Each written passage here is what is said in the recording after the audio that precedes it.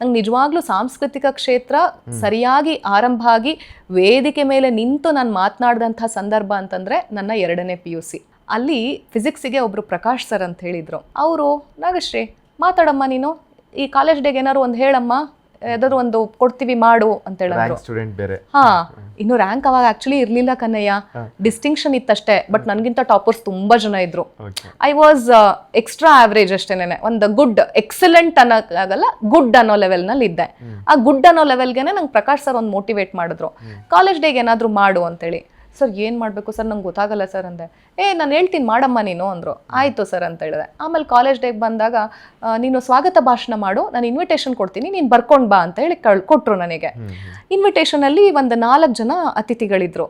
ಸರಿ, ನಾನು ಮಾರನೇ ದಿನ ಒಂದು 2-3 ದಿನ ತಗೊಂಡು ಹಳೆಗನ್ನಡ ಪದ್ಯಗಳು, 10ನೇ ಕ್ಲಾಸ್ನಲ್ಲಿ ನಾವು ಪದ್ಯಗಳು ಕವಿತೆಗಳೆಲ್ಲ ಕಲ್ತಿದ್ರಲ್ಲ, ಆ ಕವಿತೆಗಳನ್ನೆಲ್ಲ ಒಂದಕ್ಕೊಂದಕ್ಕೆ ಜೋಡಿಸ್ಕೊಂಡು ಒಬ್ಬೊಬ್ರದ್ದು ಇಂಟ್ರಡಕ್ಷನ್ ಕೊಡ್ತಾ ನಾನು ಅವ್ರನ್ನ ವೆಲ್ಕಮ್ ಮಾಡೋ ಹಾಗೆ ಒಂದು 3 ಶೀಟ್ ಬರ್ಕೊಂಡು ಹೋಗಿದ್ದೆ. ಆವಾಗ ಒಂದು ನೆನಪಿದೆ, ಒಂದು 4 ಜನ ಗೆಸ್ಟ್ ಇದ್ರು, ಒಬ್ಬೊಬ್ರಿಗೆ ಒಂದೊಂದು ಹಳೆಗನ್ನಡ ಪದ್ಯಗಳನ್ನೆಲ್ಲ ಲಿಂಕ್ ಮಾಡಿದ್ದೆ, ಹರಿಹರ ವಚನಗಳು ಅದೆಲ್ಲ. ಅದ್ರಲ್ಲಿ ಒಬ್ರು ಪೊಲೀಸ್ ಗೆಸ್ಟ್ ಇದ್ರು, ನಂಗೆ ಅವ್ರ ಹೆಸರು ಏನೂ ನೆನಪಿಲ್ಲ.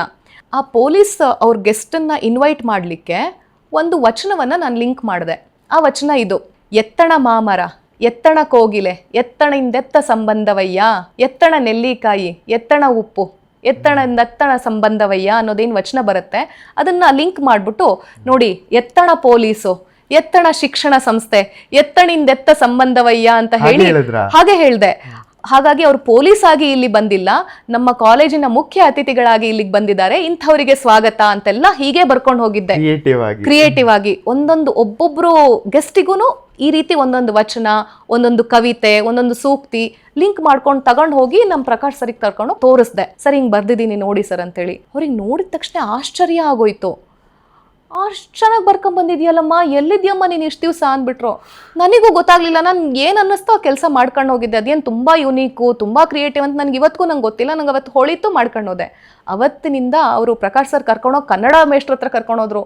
ನೋಡ್ರಿ ಪುಷ್ಪಲತಾ ಅಂತ ಹೇಳಿದ್ದಾರೆ, ನೋಡ್ರಿ ಎಷ್ಟು ಚೆನ್ನಾಗಿ ಬರ್ದಿದ್ದಾರೆ ನಾಗಶ್ರೀ ಅಂತ ಹೇಳಿ. ಅವರು ಕನ್ನಡ ಮಿಸ್ ಅವರು, ಅವರೇ ನಮಗೆ ಪಾಠ ಮಾಡ್ತಾ ಇದ್ದು. ಇನ್ನೊಬ್ರು ಸುಭಾಷ್ ಸರ್ ಅಂತ ಹೇಳಿ ಪಾಠ ಮಾಡೋರು, ಅವ್ರು ಯಯಾತಿ ನಾಟಕನ ಪಾಠ ಮಾಡಿದ್ರು, ತುಂಬ ಚೆನ್ನಾಗಿ ಮಾಡಿದ್ರು. ಅದಕ್ಕೆ ಅವ್ರಿಗೆ ಯಯಾತಿ ನಾಟಕ ಇವತ್ತಿಗೂ ನಂಗೆ ನೆನಪು. ಅವ್ರಿಗೆಲ್ಲ ತೋರಿಸಿ ಅವತ್ತಿಂದ ನಾನು ಕಾಲೇಜ್ನಲ್ಲಿ ಹೈಲೈಟ್ ಆದೆ, Nagashree does the work well ಅಂತ ಹೇಳಿ. ಹಾಗಾಗಿ ಅಲ್ಲಿಂದ ನನ್ನ ಸಾಂಸ್ಕೃತಿಕ ಕ್ಷೇತ್ರದ ಒಂದು ಕಾರ್ಯಗಳು ಆರಂಭ ಆಯಿತು ಅಂತಲೇ ಹೇಳಬೇಕು. ಮೊದಲನೆಯ ಬಾರಿಗೆ ನನ್ನ ಜೀವಮಾನದಲ್ಲಿ ಮೈಕ್ ಮುಂದೆ ನಿಂತಿದ್ದು ಅಂತಂದ್ರೆ 2nd PU ನಲ್ಲಿ ಸ್ವಾಗತ ಭಾಷಣ ಕಾಲೇಜ್ ಡೇಗೆ ಮಾಡಿದ್ದು.